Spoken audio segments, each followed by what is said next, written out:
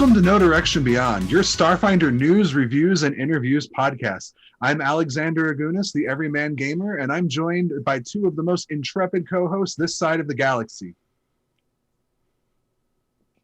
That is James, who is silent. I am Vanessa Hoskins. I thought I was silenced by somebody else. I'm James. I used to write Code Switch. And silencing no one is our fantastic guest today. We have with us the Starfinder Society developer, the legendary Jenny oh gosh, I said I was going to do this. The legendary Jenny Jarzabski. You got it. Yes, you did warn us that you were going to do that. Hello. I'm apparently legendary now. I'll take it. Congratulations, you got a promotion. You're so legendary that I couldn't help but fumble tongue over it. Well, welcome to No Direction Beyond. We're really happy to have you. We have a long tradition of having the Starfinder Society developer here. I'm sure for no special reason whatsoever, right? Oh, of course. No, I mean, never. They're the Starfinder Society developer. They know what's going down. Oh, might know a few things, yeah. And I'm sure that Jenny will have plenty of things to tell us today. But before we do, we have a tradition here on the No Direction Network that whenever we have a new Paizo staff member or a major face in gaming in general, we like to ask them, how did you get into gaming? Because really nobody's story is exactly the same. And if you're willing, Jenny, we're hoping you'll tell us a little bit about it. Sure. Is this more about just gaming in general or gaming as a profession? Or both? Yes. Both. Okay. All right. Awesome. So yeah, that's a great question. So I like to joke that I was a GM before I ever knew what one was. As a kid, I was always orchestrating these like games of pretend with other kids, kind of like LARPing, I guess. Again, before I knew what these terms were. And a lot of us, I think, probably did that. But I was always the kid who decided on the games we played and kind of assigned roles. I'd play the villain if needed. You know, if someone else wanted to be like the hero or the princess, it's like, all right, fine, I'll do that. So I feel like I always facilitated that, but never really had a name for it. I did start doing some like text-based forum RPGs in high school, as many of us did, honing writing skills there as well. Then it wasn't really until college that I had a friend invite me to play Pathfinder. Before that, I'd played one D&D game. I think it was 2E. And it's not that I didn't like the system, but the day that I came in, they were doing loot and all of that paperwork just scared me right off. And I just like shut down. But yes. So I'm sure it was like a super fun game, but that was a bit of a turnoff. But once I got into this Pathfinder game, I just got hooked on it. And so I started going to Pathfinder Society as well, just to get more content, more games. I started volunteering in with PFS. And that's kind of how I got into gaming. Cool. Yeah, and from there, sorry, I feel like I'm just like talking so much. Let me know if you have questions about it. But you've got quite a story. Now you got to tell us about how you got into that dev chair. It's a very coveted position. You know? Mm-hmm. So it was so I started going to conventions as a volunteer. And, you know, they always say that networking is super important, and it's not what you know, but who you know, which is and is not true. It's good to definitely get to know people in the industry and to pick their brains and talk to them. And so I kind of got lucky in that when I was volunteering, I was second year, I think at Gen Con, I did some HQ slots, and I sat down and they had a couple of Paizo employees come up to relieve some other volunteers from downstairs. And a gentleman who I'd never met sat beside me. And he was very friendly, and we ended up chatting about games and writing. And I ended up finding out this is Owen Casey Stevens, who I had no clue who he was. And I was talking to like one of the like Paizo people, but I had no idea of that. And we talked about writing and gaming, and he's like, hey, if you ever want to write, just, you know, I have a third-party company, send me an email, give me a writing sample, we'll see. I did. He took me up on that. He gave me a chance. And from there, I had a couple of small things published, like Rogue Genius Games. I met Eric Nelson, and I started doing a couple things for Legendary. So it's funny we say Legendary. I do have an affiliation with them at least. So I did some third-party stuff. And from there, I then had the writing, and I submitted to Wayfinder too. So I was then able to have a resume that when I went to Paizo people and said, hey, I'd love to write for you, Dev, I had something to point to. And it's funny because this is actually the third time I've applied for for a job at Paizo. The time that I actually got this job. Okay, third time's a charm, huh? Yeah, because the first time I ever applied was back then, probably like 5 years ago, right after I'd started writing for Paizo, or writing just freelance for different companies. I sent in an application for the developer position. I think it was just a Pathfinder developer, and they said, well, you don't really have any industry experience, so we're going to have to turn you down. However, we did like your writing samples, so would you like to freelance? So I said, heck yeah. So I started working on like AP back matters and like rules, doing like articles and things like that. Slowly got into working for writing for organized play. Sorry, I think there's some background noise from me. Started to get into that. And then a couple years ago, I applied for the org play position again, but I think I wasn't really ready to move. So I ended up kind of backing out of that. But then now it's like I've applied for it the third time and now I'm here. So I think it's just 6 years of freelancing for Paizo at this point. So yeah, just making those contacts, having a ton of work under my belt, all of that is what led to me being able to get this job on staff. Awesome. Paizo organized plays in chat, and they say, we are so glad to have you. Thank you. They also suggested that there was a drinking contest you had to win in order to get this position. Is that fabrication or? I don't think we can confirm or deny that, but maybe a little bit of a test the Starstone thing to become org play dev. No, that I do believe.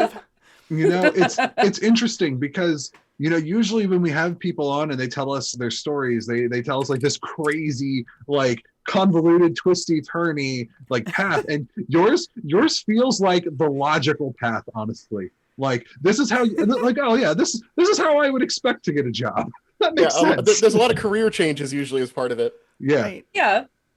I started as an architect, and then I moved to interpretive dancing. And while I was dancing, I met a game designer, and that game designer told me that I should learn how to make craft cheeses, and that's how I became a Paizo designer. Like, what?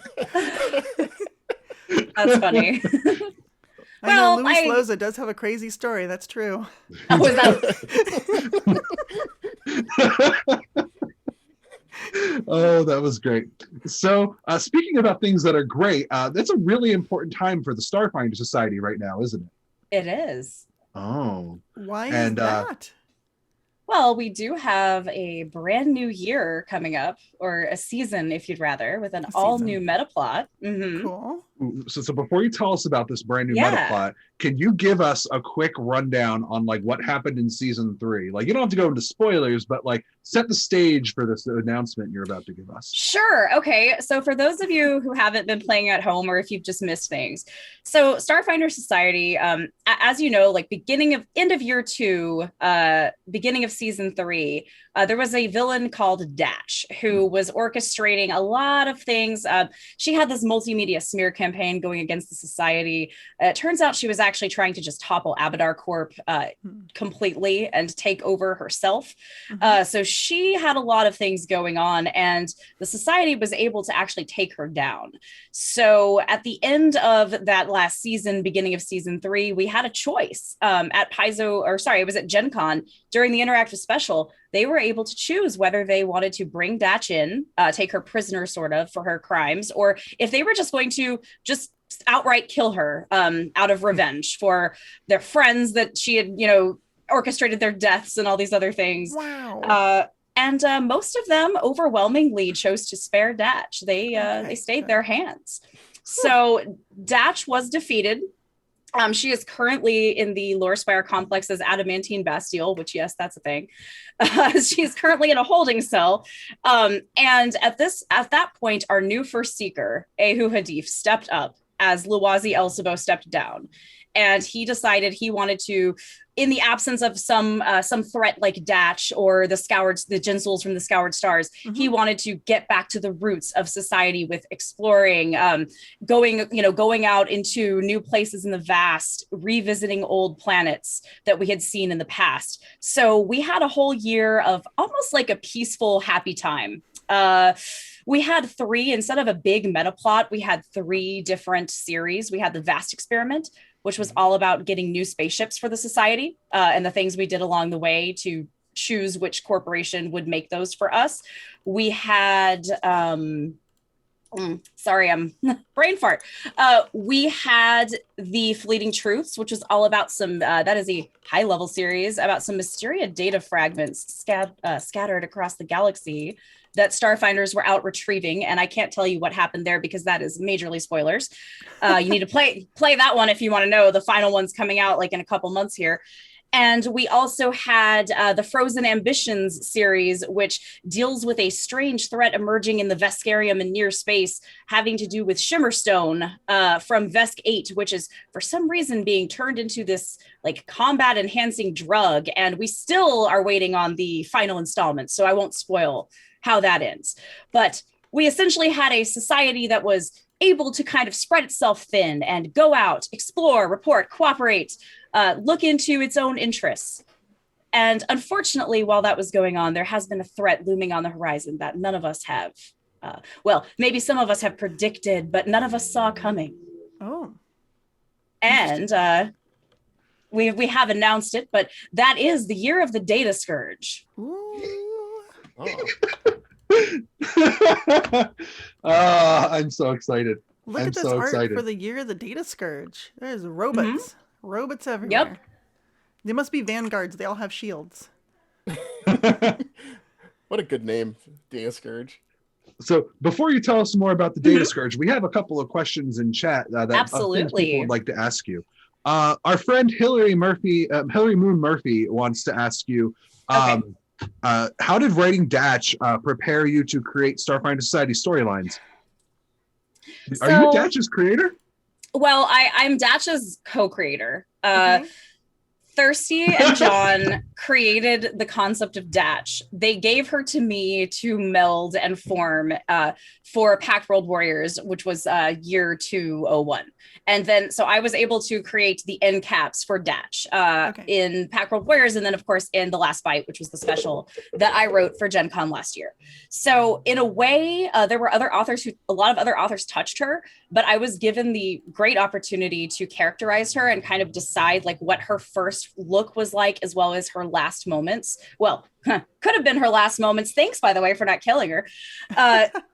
So I think with Datch, though, that prepared me for collaboration with other developers for sure, but also just thinking about, so what is it that motivates, what makes a good plot? Like what makes you as a player want to run your character through a story? And there's several motivators for sure, but one of them is something Thirsty always likes to say, which is we want to have a threat that has a punchable face. Like you want a villain that you can punch them. Like, you know, it may take a while, you may get knocked down, but like you as a player and as an organization, you can defeat them, you can face off with them. That is satisfying.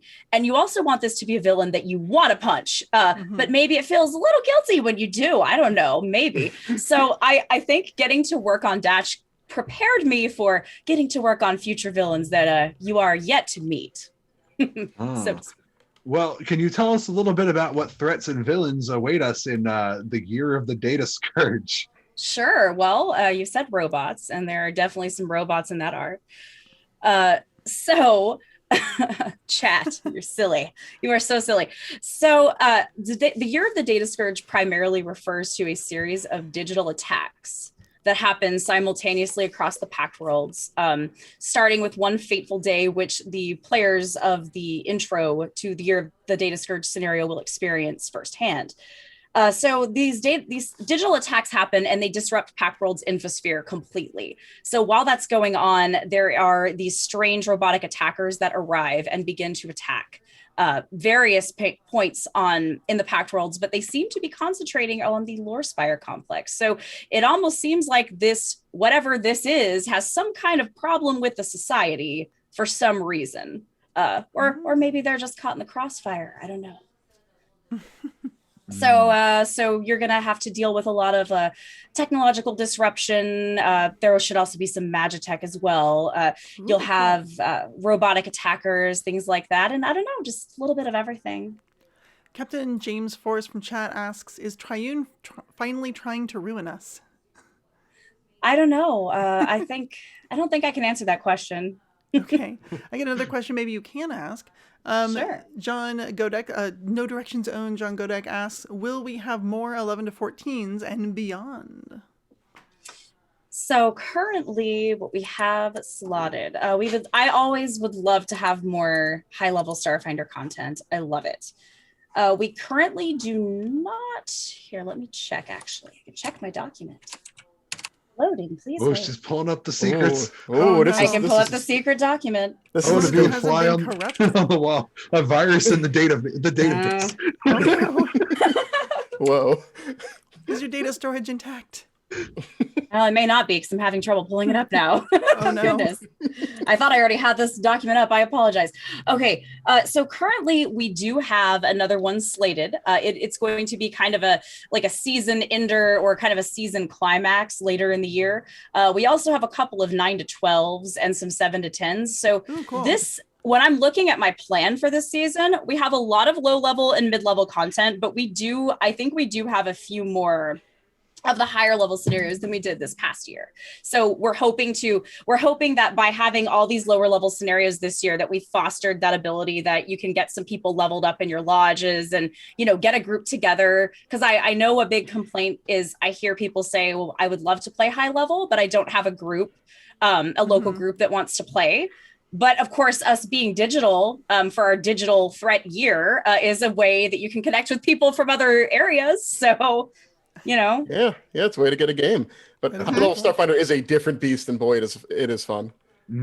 It's a lot of fun. I especially like around like level 10 where like the math starts to change. And at that point, you start feeling like a Titan. I had a great experience in Dead Sons where like we hit level, what was it? It was like level 11, and then all like just mobs of enemies got thrown at us, and I was like, they're missing me. They're missing me. What is this? I'm not being brutalized. It's where you really start to feel like powerful and competent. Whereas for the first couple levels, you're just like, I'm just gonna miss with these 2 attacks, so we're just gonna keep rolling. Attrition's real. They only have so much ammo. If I throw enough dice, they'll die. We do have Good a couple stuff. more questions from chat too. More just on, because we're talking about levels. John Godek follows up with, yay, how high will the 4-00 special go? So at the moment, we don't have that one. So our special, sorry. So yes, our Gen Con special is just going to be a 1 to 8 this year. That is for Pathfinder and Starfinder. Fantastic. Yeah, so we found that having the higher levels than that, when you have such a disparity, like we talked about possibly translating up and having a special that started at mid levels and went to high levels, but we really do want to have those first, those low level slots for your new characters and new players to be part of it at a convention. So yes, 1 to 8 will be those specials this year.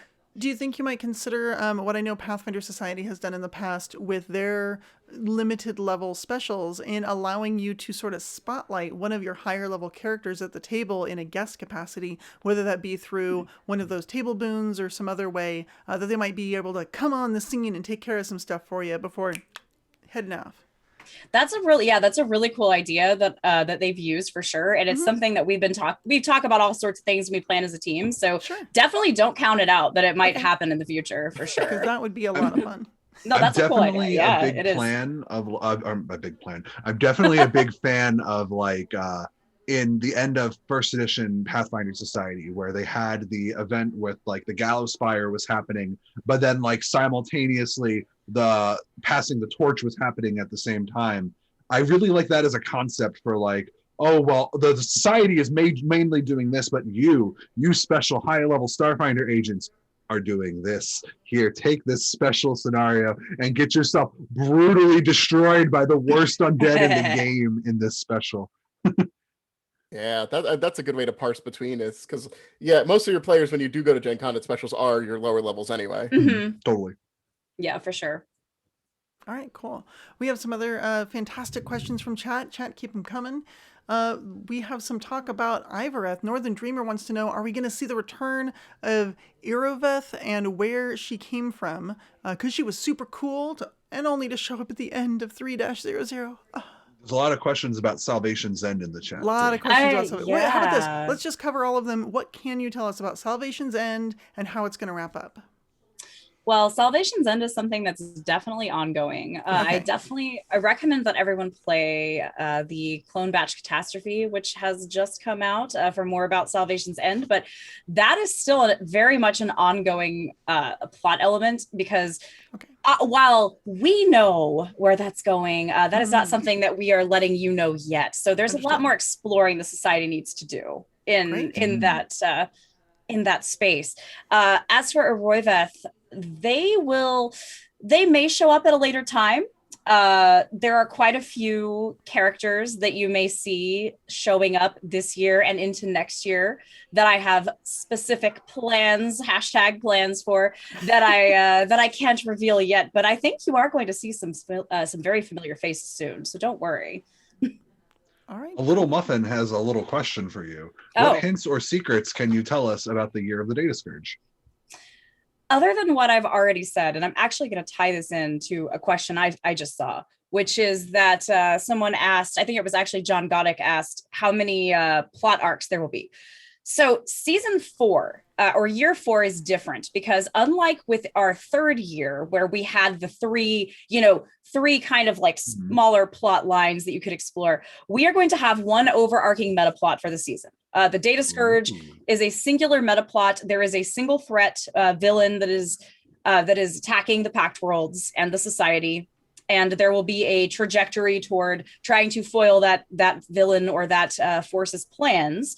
So that will be the singular meta plot. And all of the scenarios that are part of that meta plot are going to have a special stamp on them that will tell you that they are that meta plot. So as much as I'm hoping that all of you love the Year of the Data Scourge, if it turns out it's not your thing, or you have a character that you're not wanting to play as part of that, like maybe you made a hacker or like some kind of special character for the Data Scourge, but you don't want to play them outside of that, there will be other scenarios that are one shots or that are like loose series that are not part of that.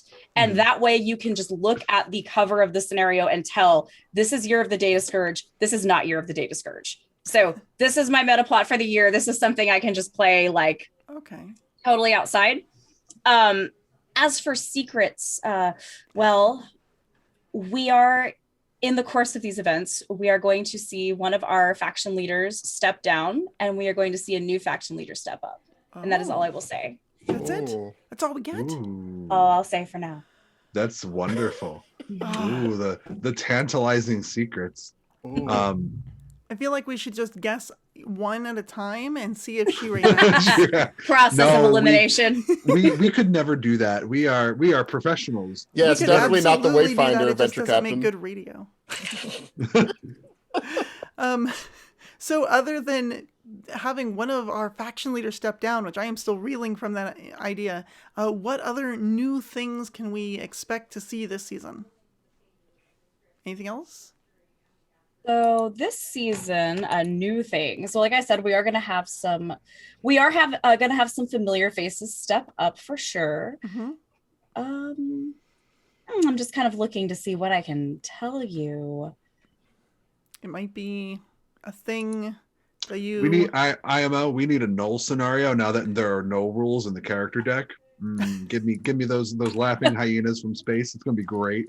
Well, we are, if you're looking for new things, we are going to actually see at the very beginning the release of the culmination of the fruits of our labor in the Vast Experiment series, which is a new society starship, which is the Azada. And I believe you've got the art for that as well. I do. Look at this beautiful ship. So what is cool about the Azada? Right now we have two ships that are like the shoot you in the face ship and the sciencey ship. What's the Azada's claim to fame? Other than just being, gorgeous ship. The Azada is, it is technically still in development. It is coming hot off the presses for the new season, but the Azada is meant to be a bit more of a balanced all-rounder ship. Okay. We have like the Drake, which is our big gunship. We've got the Pegasus, which is, fast and kind of good at, scans and things like that. But we're kind of hoping to present an option that maybe feels a bit more balanced in terms of theme. Now, in terms of mechanics, of course, a big reason for that is that we had the build point changes. So we wanted to address that as well as address potential other rules elements that had changed for Starship combat in society without getting rid of the older ships. Gotcha. So that is what niche that is meant to serve in the program. All right. Very cool. Well, did the older ships get an update with that? I haven't gotten to do a Starship Combat since that book came out. No, the older ships have not been updated. Northern Dreamer wants to know ramming prow. Do we get to keep it? I will neither confirm nor deny the ramming prow right now, but gosh, Okay. that sure is what everyone wants, is that ramming prow. Oh I've heard my that a God. lot. I mean, how fun is it to be in Starship Combat and just be like, I'm gonna ram 'em?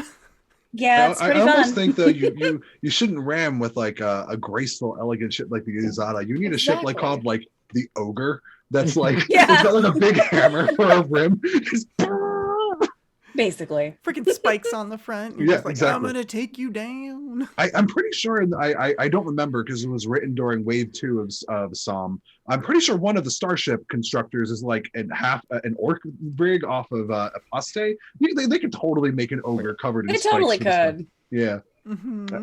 good stuff. Very cool. John Goodike recommends a rhino ship. Or Right.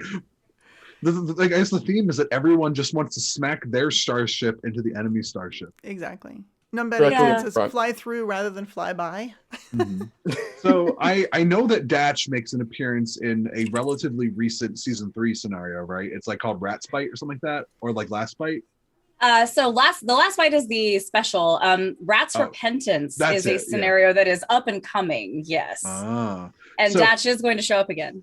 Yeah, I was gonna say, does that mean that we're gonna like is she potentially a character that we're gonna see more of in season 4, season 5, season 20? Season 20, yeah. Season From your can you mouth tell us to about Triton's season ears, 20? but not a lot right now. So Datch is definitely going to, because you, and I say you looking at chat, looking at the Starfinders out there, you decided not to kill her. So you have given me license to use her again. And it's funny because I remember this time I think it was around this time last year, the year before, Thirsty was on a panel and he had his like nice little white conspiracy board. And he was one of the things on there was Venture Captain Datch. And I remember I remember being in chat and everybody calling it out and everyone freaking out about, oh my God, Venture Captain Datch. And that is, while that is not the current trajectory I have planned for Datch, I mean, anything's possible, I suppose. But she sure will be around. I don't expect her to be a major character this year. I don't think she'll be recurring constantly, but she definitely exists in the universe, and you may come into contact with her again. Okay. Thirsty can I says just- coward do it in chat. Can I just tell you, I was behind the Not scenes. you. I was behind the scenes before that panel with Thirsty and saw Oh, that. yeah. And I have information that I am sitting on. He says a lot when he's having a good time. Let's just say that. Yeah, sounds about right. Chat would like to hail Venture Captain Datch. So I guess if come you ever on. want Shadow Lodge in space, go. Yeah, for it. I was about to say she's like a Grandmaster Torch. Yeah. Well, that or It's- push her into the matter converter. Instead of a hot tub, she just rides on like a floating apple. It's an apple-shaped hot tub, yeah, for sure. Oh my God. Oh, No, we've but come ruined so on, I'd many make things. her a faction leader. I wouldn't make her a venture captain. Like, come on now. Definitely, Aw. definitely. Oh. So you know what I thought was interesting. Season 3 was all about exploration, right? And by a very cruel twist of fate, we're not getting the exploration focused Starfinder rulebook until like next month. Yeah. Are there any plans to do any? I mean, obviously, we don't really know what's in Gem right now, but are there plans to use any of the exploration content in Gem in season 4 and beyond?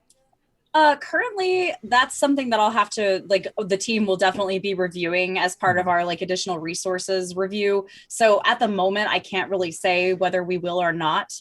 But again, even though this was our big exploration year, not everything is going to tie into the meta plot all the time. So there will be room for those, go out and explore the planet of the week type scenario, or, go out and look for some kind of like lost artifact, or go have some starship combat. So we definitely will pull in resources as we find appropriate into society.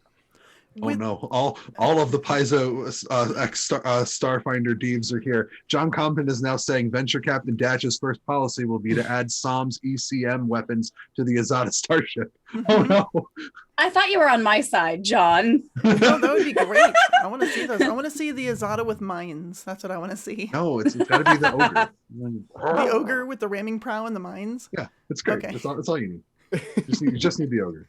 It's great. Oh, gosh. So we've talked a lot about the different types of themes that are in that are coming up in season 4.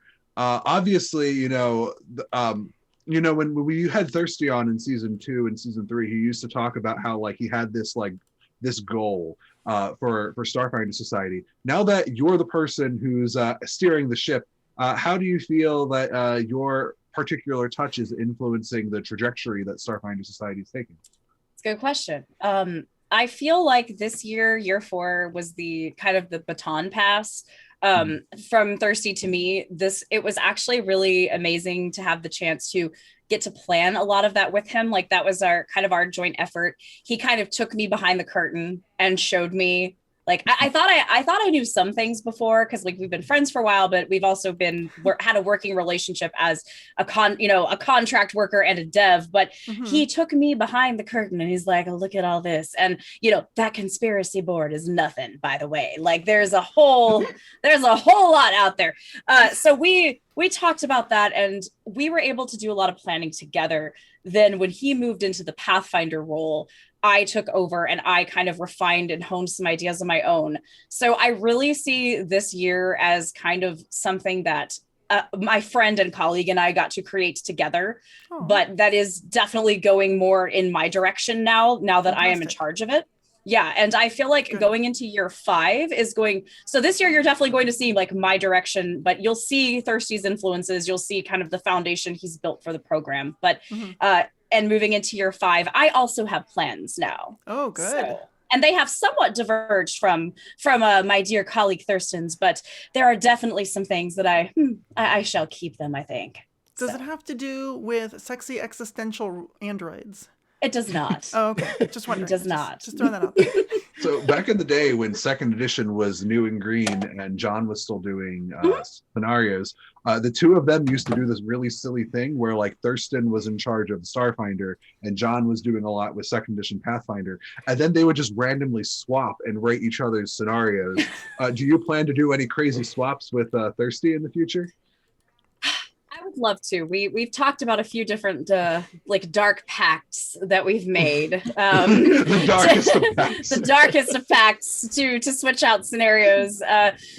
So I think it may happen, especially now that I feel like both of us really are kind of getting a handle because we basically have shuffled. He's moved into Pathfinder. I've moved up to Starfinder. So we've both kind of had to get situated in our new programs and get a handle on things. But I think, if he wants to, I'm always down to collaborate and switch things up, but we already plan a lot together though. Like he'll run things by me and I'll run things by him all the time. Nice. So that sounds really great, honestly. Yeah. I'm really excited to see what is born of your special, infernal powers. Me too. That'll be good. I have an important question. What role will Strawberry Machine Cake take in season 4? Strawberry Machine Cake. I'm sure they're out there somewhere doing concerts. Nothing set in stone at the moment. You're asking all the hard questions. The people want what the people want, and by the people I mean me. Fair. I'll keep it in mind. The people want what the people want, and what they want is Strawberry Machine Cake. Indeed. Fair enough. Or Rainbow Dreadnought Overdrive, one or the other. I'll take what that is a great. That's a good one. I like that one. Yeah. That's really good. Thank you. I can't be the only one who's like seen the Starfinder threads on Facebook and stuff just like randomly pop up with fan made like album covers for like Abyssal Head and stuff. Like it's really fun to see like the community really grab onto that aspect of Starfinder Society. It is. Lava Being says peace through glitter. I don't know what that's referencing. I just thought it was funny. Now all of chat is asking for a battle of the band scenario. They want Oh best my metal. God. We just Oh, started that a would be whole good. thing. And by we, I I'm, mean Yeah. me. I'm so sorry if this continues. That's I am fine. not. As some like Scott Pilgrim versus the Pact Worlds thing Yes. unravels before us. Oh dear Yes. God. Amazing. Hold on, let me get my pen and write this down. Just whoever you do for Scott Pilgrim, like he doesn't need to be dating a high schooler. Like we don't I- need that. Yeah, we'll leave that. We'll leave that by the wayside. That's fine. Starfinder thrives most when there's memes. And memeable absolutely. scenarios. Like So be aware good. of unicorns, you know? No reason, just be aware of them. You could Be aware. you could take that whole Scott Pilgrim storyline and just make Scott Pilgrim a Vesk and say Scott Pilgrim's dating a Skittermander. There you go. It's the That's same so much story, better. but not Yeah, gross. but not creepy. Exactly. Exactly. No, I really love, one thing I love so much about Starfinder Society is the fact that it's a living campaign and how everyone who plays in it, the community, just kind of latches on to certain things. And I like how we make our own memes. We have like our things like, you know, Strawberry Machine Cake and like all the bands and and Zoe and all these things that just become these legends in the community. I love that. Also, anytime, send me Starfinder memes. I love them. I have a folder of them. I Okay. demand tribute. Very nice. Good, compile and share them. I love them. I love them so much. Yeah. Luckily, we had a meme in our area where everybody bought a fire extinguisher because there's one scenario where we could not fight a fire, and it's like 35 credits. Whenever you had a new character, we'd look at the sheet and go, "You're missing an item." The best part is that we just started playing Attack of the Swarm, the adventure path, with like some of my friends who've never played Starfinder before, and like my GM who's like read it but has never run it, and like you know James and I. So we sit down and like we're going over like what our characters can do. I'm playing a Hanukkah mystic medic named Dr. Raptor, and Oh my God, of course you are. and so everyone's going over their stuff and what they could do, and someone says, well, what if there's a fire over there? And then James goes, don't worry, I have a fire extinguisher. And I just die.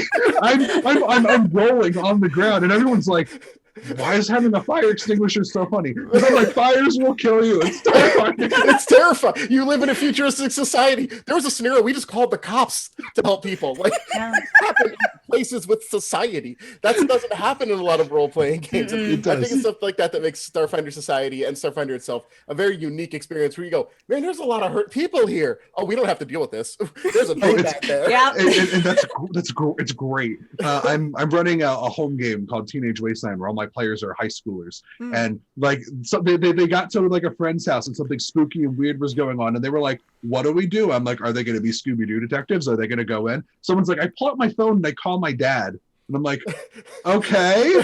She's like, my dad is the general of this a general in this nation's like thing, right? I was like, yeah. She's like, I'm going to call the army. I was like, oh. the army can come, but it's going to take a few hours. Please do the adventure before the army gets here. No. Sure, roll out the army. So Jenny, what are you playing these days? Society in addition to what kind of Starfinder are you getting on? So I do play and GM some games of Starfinder, mostly Society when I have time. I actually recently did one at a couple of online cons. It was really fun. So I try, it's hard to find time, but I do try to keep up with it. I have a hopefully upcoming Pathfinder game with Thirsty. But you know, he's been kind of busy, so I don't know if that's ever gonna happen. But not trying to guilt you or anything, friend. I know you're in there, but yeah. So really, it's just mostly Society now. Haven't had a whole lot of time to play APs. Like I keep up with what's going on, but I feel like that's part of the problem is I'm aware of everything that's happening. So I can't really be a good player because I'm spoiled on everything. I'd have to GM and I like to GM, but I don't really have time. So it's like, I'm just this omniscient force right now that like knows Starfinder and sometimes plays Society. And I'm like, She needs a home game. Yeah. She needs a home game. I guess I do need a home game for sure. Mm-hmm. Yeah, but So not a ton. I go out, I try to play like video games, board games, other things to also just keep it fresh and not just constantly, I love Starfinder, I love Pathfinder, but I think taking like inspiration from elsewhere and having other outlets is good too, for sure. Mm-hmm. Oh, I'm so sorry. Everybody's offering you a seat at their table now. Yeah, well. Oh, I'm sorry, chat. Rest in peace to my DMs now. Here it goes. she's a developer. She doesn't have time for games. Are there any scenarios that you're writing for season 4? Yes, I am actually writing the first scenario. So the what would be 401 is actually intro number 3, because we're doing this really cool 3 intro scenario arc to start off our season. Those will be releasing at PaizoCon. First one is going to take you into the society, and I mean, it's experienced players can play it, but it's meant to teach new players and new GMs what the society is, what Starfinder society is, and get you into those concepts and show you what you can expect in the program. Number 2 is an introduction to the 4 major factions: Data Files, Exoguardians, Wayfinders. We're not doing the Second Seekers, but we are going to introduce that concept as well. And of course, the Acquisitives. And then the third is going to be a changeable. So those will be evergreens that you can run every year, all the time. Cons, or at home, at your local gaming store, whatever. The third one is going to change every year, and it's going to be based on whatever the meta plot is. So it is just simply called intro number 3, Year of the Data Scourge. Short and sweet, self-explanatory, but I am writing that. Cool. It takes place on Absalom Station when the first digital attacks hit. And it follows a group of Starfinders who are caught in the middle of that, trying to make their way back to the complex. And I think it's going to be pretty cool, but I might be biased. That's a good setup. I bet it's going to be awesome. Yeah. So does that mean if that one's being updated with every season, like, is there a limited time to play this version before it goes away? I'm sorry. Say that one more time. I looked at chat. Maybe that's okay. Maybe I misunderstood. Like, you said this scenario was being updated every season. Does that mean there's a limited time to play it before it goes away? No. So it will not go away. You can always play it. It's just that it won't be relevant to the new hotness season. But certainly if you wanted to, so say we're in, that legendary Starfinder season 20 that Vanessa is talking about earlier.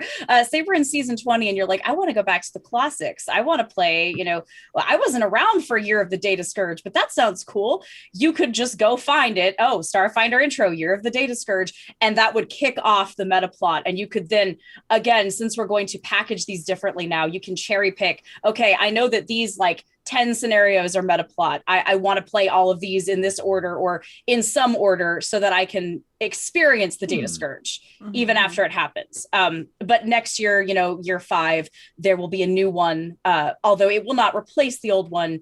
It's just, that's what we'll be pushing out at PaizoCon or whenever we launch the new season of Starfinder. So it'll be 5-3 intro to Year of the Zoe Electric Boogaloo. Yeah, it'll be, it would just be intro, whatever. So yeah. Gotcha. And when are we getting the organized play guide for season 4? So that is also something we're still working on. I believe right now the team is hoping to push that as a PaizoCon release as well. I believe. I know they're sitting in chat right now, so don't quote me on that. They've been working. The rest of our team, our ops side and our AR team and our guide team, has been working super hard. They're confirming that is the plan. Actually. And I know we were going to plug this a little later, but next week, I know they're going to be on the show talking about some more stuff about cons and operations that I'm not always the operations person. I'm kind of in my little dev cave and, they do a lot of work, a lot of great work. So they can probably tell you more about that next week too, if you come back. Super awesome. Paizo OP says they're putting together the Starfinder guide now, and it will be available a few weeks before PaizoCon online. There we go. And Linda and Alex, not me, but Linda and Alex S are going to be on the show with Ryan and Param next week to talk all about PaizoCon online. That's definitely a flagship topic since that affects both Starfinder and Pathfinder. If you are interested in PaizoCon online, don't miss next week's No Yeah, Direction. you definitely want to same be here place. to see them for sure. And this Yeah, is a good opportunity to talk about the No Direction network as a whole. We here at No Direction have multiple shows, news shows just like this one. We also have a ton of actual play content and several blogs that cover all sorts of gaming information and material, and have just free game rules in some of them for your home games, advice, you name it. And you can find that all on nodirectionpodcast.com. You can also join our Discord server, which is one of the most wonderful places to talk about all things Starfinder, Pathfinder, anything in the Paizoverse, you name it, other games. We have an array of things, fantastic channels, so absolutely join us over there. And if you think, hey, I've already done all this, well, great. Are you a patron? Because you could also become a patron on our Patreon and support the show so that we can have more awesome content. Yes. Yeah. But we just plugged ourselves. Jenny, is there anything that you would like to plug about yourself or things that you are doing? Sure. I mean, you know where I kind of live, work, Paizo. You can always find my work in Starfinder Society, of course. But if you do want to have kind of continue this conversation, more casual conversation with me about gaming, just, really anything. I do have a Twitter. It is at Jarzabski. I'm going to actually type it in chat in case anyone doesn't have it. Oh, sure. Okay, cool. And I also recently started streaming on Twitch, just kind of for fun. And that's been we don't always talk about Starfinder and tabletop RPGs, but I do find that the conversation wanders there rather frequently.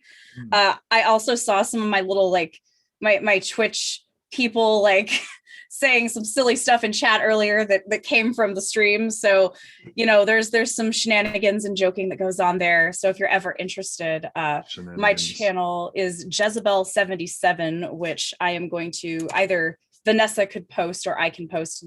If you could, thank you so much. That's not strictly professional. That's just for fun.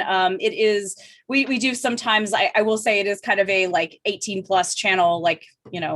We do guard that content. So just please don't send your kiddos there, please.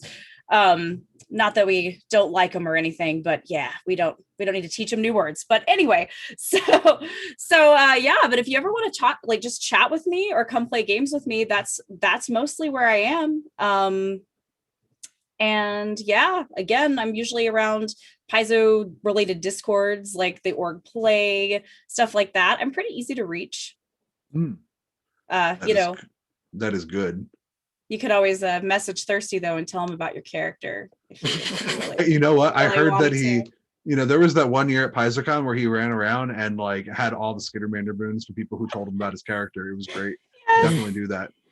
Who knows what fantastic treasures he'll give you in Pathfinder 2nd Edition for telling him about his character.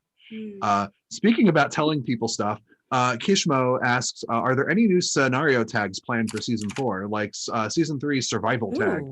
They also seem to have developed maybe, I hope you don't have any serious illness, because it's a lot of coughing with the word mecha put in between it every now and then. Cough, cough, mecha, cough, cough, hopefully cough, mecha, cough. So for new tags, we do have the metaplot tag. That is going to be one of them, that is delineating, this is a metaplot scenario and not just a standalone. As for new tags, other than that, I think that by the end of the season, we might see a mech scenario. Possibly. I may have plans for that, but other than that, I think we're going to stick with those tags that we've been using already. I wonder if someday the meta plot will be a mecha plot. A mecha meta plot. Anything's possible. That's meta really mecha great. plot. We actually got Numbat18 actually has a question for me, James, and Vanessa. It's are we ever going to have a Starfinder private sanctum? Private sanctum is like when the Ryan and Param go chill in the No Direction Discord afterwards.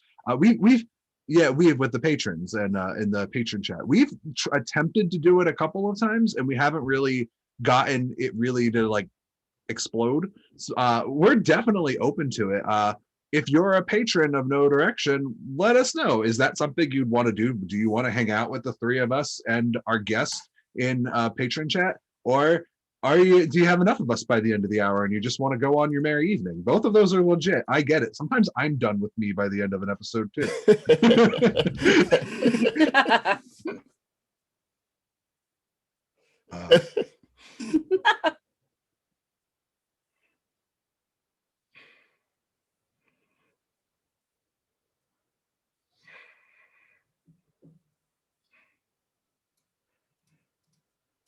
I'm really easy to drag places despite my size. I know. You could just grab me. Look at this. I've got like you can just pull me by my locks now. Yeah. I realized that I'm getting like glare off my head. Jeez, so much. You know, you got a really close shave for this new one. Yeah, it's very, very shiny. Oh no! Now chat wants a strawberry machine cake Voltron mecha. You are just relentless, chat. Oh my goodness. I mean, at least if you need a wacky scenario idea, you know where to come. It's no direction. Apparently. I would never have wacky scenarios in my season 4. Never. Never, I tell you. No. We're super serious here at Starfinder. Yes. We would never take our player characters and throw them into a virtual reality game where they had to fight a sentient and or holographic version of a computer virus while wearing Lolita costumes. We would never do that. No. We would never have a combat cooking challenge on a reality television show. Never. No way. Oh my gosh. Speaking of reality TV shows, previously in chat, Patronus Felix asked, what can you say about the next Zoe Enterprises scenario? There is one coming up. I can say that. Ooh, that's going to be exciting. Oh, we have a Green James. We do. I see that. Oh no, it's the year of the Scourge already. The Scourge is hitting. Oh God, no. It's too bad. What's happening?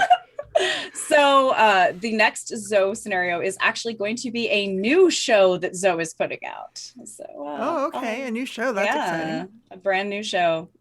What? Well, I can't tell you that, but you'll have to wait and find out. Is that because the author hasn't written it yet, or the outline's still in development? Probably all of the above, but okay. That's really exciting. But yeah. All right, cool.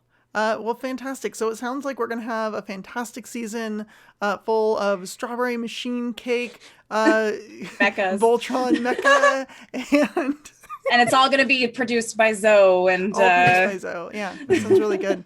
A battle of the bands and some sort of Scott Pilgrim Vesk with a Skittermander girlfriend. This is going to be... It's gonna be great. Yeah. You're the Data Scourge, folks. Don't miss it. Thanks for passing your program along to me, Thirsty. It's in great hands. Although, okay, to be honest, this is the kind of stuff that he would have probably done anyway if he had his way for too much longer. Definitely. Yeah, it is. Absolutely. It is. I may have saved it from a weirder and darker timeline, or I may have made it worse for all you know. No, I'm sure you're going to make it better. It's always nice to get new voices, new refreshing perspectives when it comes to positions like these. So I'm really excited to see how you take the sort of existing momentum of Starfinder Society and adjust it and mold it and shape it in your own vision. So that'll be cool. Yeah. Excellent, indeed. All right. Any last minute shout outs or things you'd like to mention, Jenny? Not really. I think I do want to thank everyone for playing and for being part of the community and being part of Starfinder Society, and reading comments on the blogs and seeing things on Discord and on Twitter in the past couple of weeks has been really nice. And, you know, this has been kind of a rough year or more for a lot of us, but, and I feel like sometimes I feel like I work in a vacuum like we all do, but seeing people, I've got my great coworkers, but seeing people say that they're excited about year 4 and getting hyped about the art, which God, I love that art so much. Like I actually cried when I saw the art the first time I saw it. Cool. Oh, Vanessa, I don't know. Did we show the logo or did we just show the half page? If you want to. Yeah, so here's the art. I did show the logo briefly, but it is this thing right here. And it just shows how the data is just disappearing.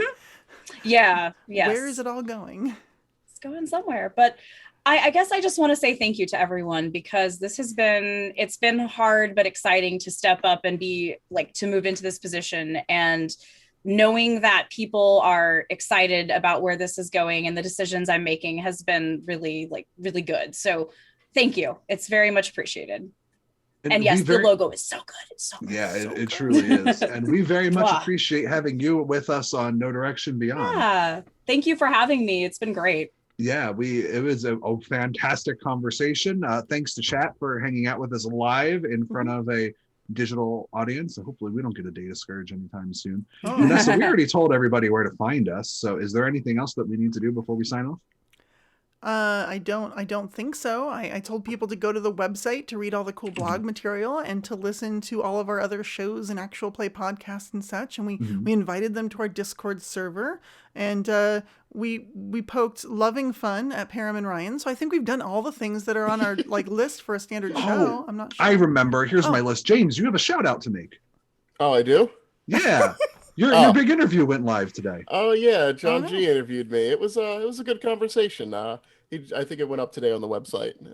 I think I kept it brief. It's fun. I think I definitely listened to it while I was stuck on the highway for 2.5 hours behind an accident and like a 1 mile stretch of road. It was the only thing that kept me sane. And as James can tell you, I did not stay sane after it ended. I was ready to Mad Max that road. If you are like me and you need a little bit of sunshine to keep you sane when you're trapped on an endless highway, I recommend listening to Presenting. It's John Goddix's podcast, and James is his host. This is his not his host, I guess his guest, right? His guest. That's what they would. That's what they typically call those people. That's what we call people when you invite them onto a show. They're your guest. Right. Okay. And speaking of our guests, thank you again, Jenny, for being our guest on No Direction Beyond. And until next time, go beyond with No Direction.